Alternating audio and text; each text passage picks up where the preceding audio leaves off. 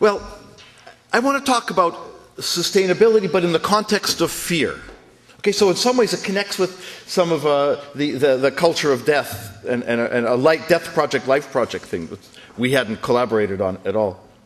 Now, each generation has to face its fears about the world, about facing the future, about inheriting a world not of their making, but from whom they'll have to make their lives and then leave that world to their own children.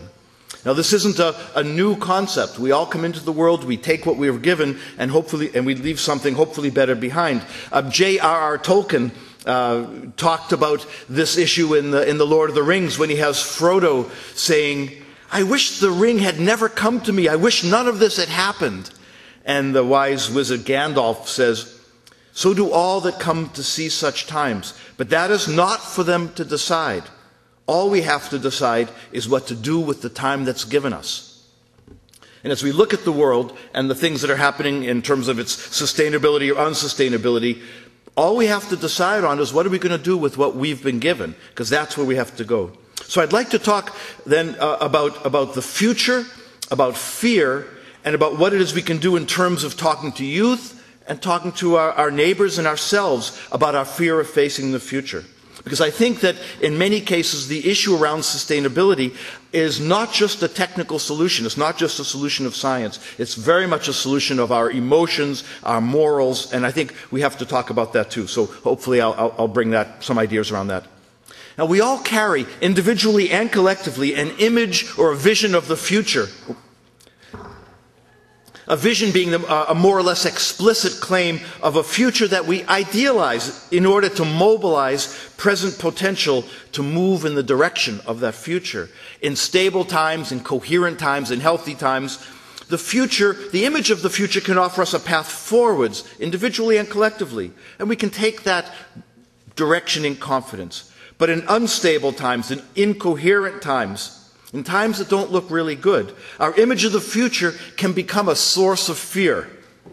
And I think we have to address both our own and our children, our students' fear. Does the image of the future make us afraid?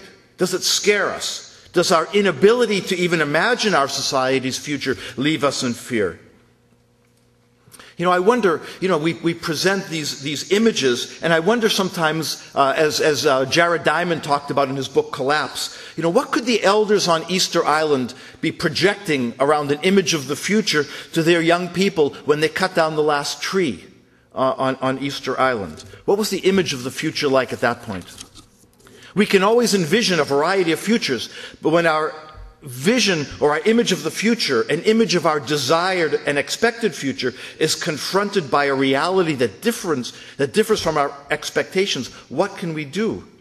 Fred Pollack, who's a Dutch scholar who wrote a book called The Image of the Future, he says, "Any student of the rise and fall of cultures cannot fail to be impressed by the role played in this historical succession of the future.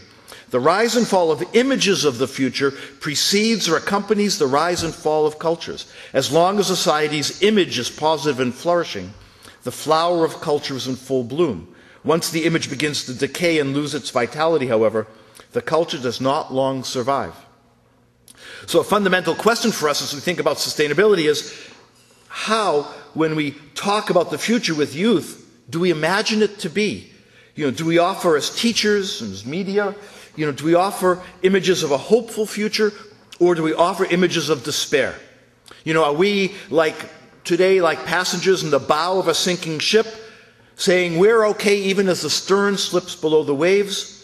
Do we present dystopic images of the future as hell, or utopic visions of the future as a potential heaven? Do we feel that we can influence the future for good or for ill? Can we engage in the death project or the life project? And do we have a choice about this? Or are we powerless? Is the future already determined by forces greater than we are? Or can we change the course of history through actions needed to make our visions a reality? Do we have a vision that is optimistic or hopeful, or pessimistic and hopeless? Do we now reflect a transition point? Are we all part of this inflection point from the optimism of traditional Western conceptions of materialistic, scientific, and cultural progress, And are we now moving into a vision that starts to permeate our culture, a vision of despair? The future may well be decided by the images of the future with the greatest power to capture our imagination. And what are those images of the future?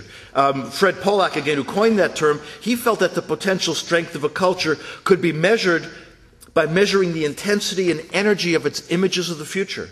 And these images, he wrote, were seen to act as a barometer. That's an interesting concept, indicating the potential rise or fall of a culture.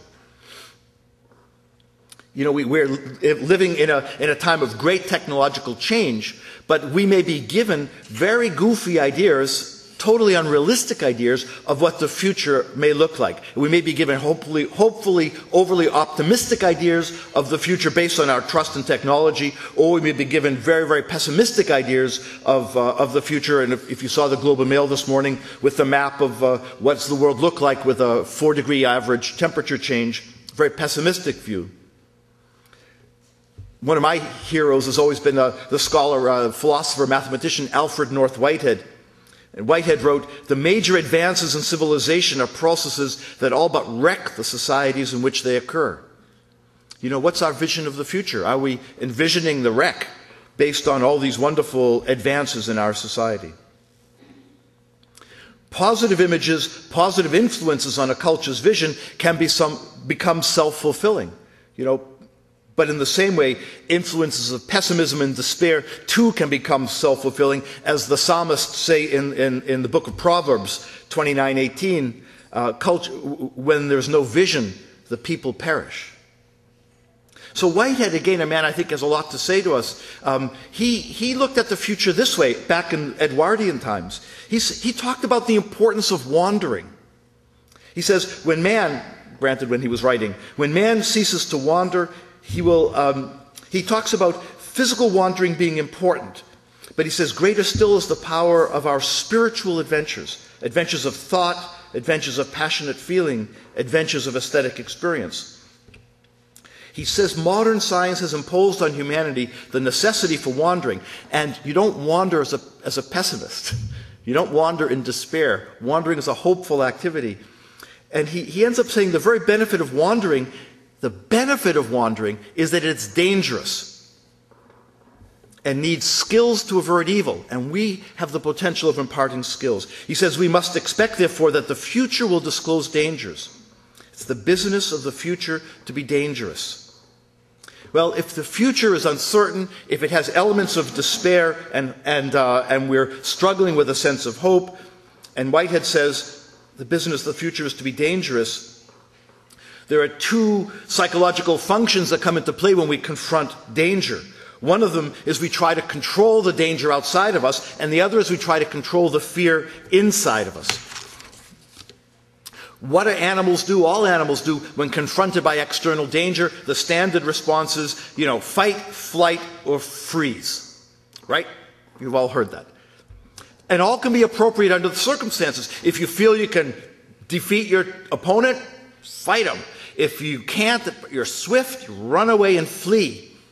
Or if all else fails, freezing, which is a very well-known behavior in lots of animals, freezing may so disorient your predator, or they may have a short attention span and they may just wander away. Perhaps if you freeze, the crisis will go away. When we think about the future,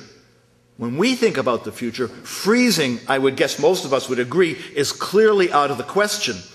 Yet, and we have Elizabeth here to help us with this, yet too many politicians and decision makers want to do nothing about the crises that we're facing and would prefer the status quo, which is the equivalent of freezing.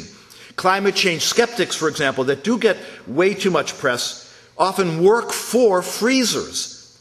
Not in the sense of what you have in your back room, but organizations that are concerned about keeping us frozen in the status quo. There are skeptics for all sorts of things: smoking, carcinogens, acid rain, clear-cut logging, mining. And some of these skeptics are professional skeptics, and they move from one field to another. First, you deny that there's a problem. Second, you downplay its severity, if it is a problem, a little bit. Then you predict economic ruin if we're going to deal with the problem. And then you propose that we're going to rely on human ingenuity and technological progress so we don't have to do anything really about the problem. We can freeze ourselves in it.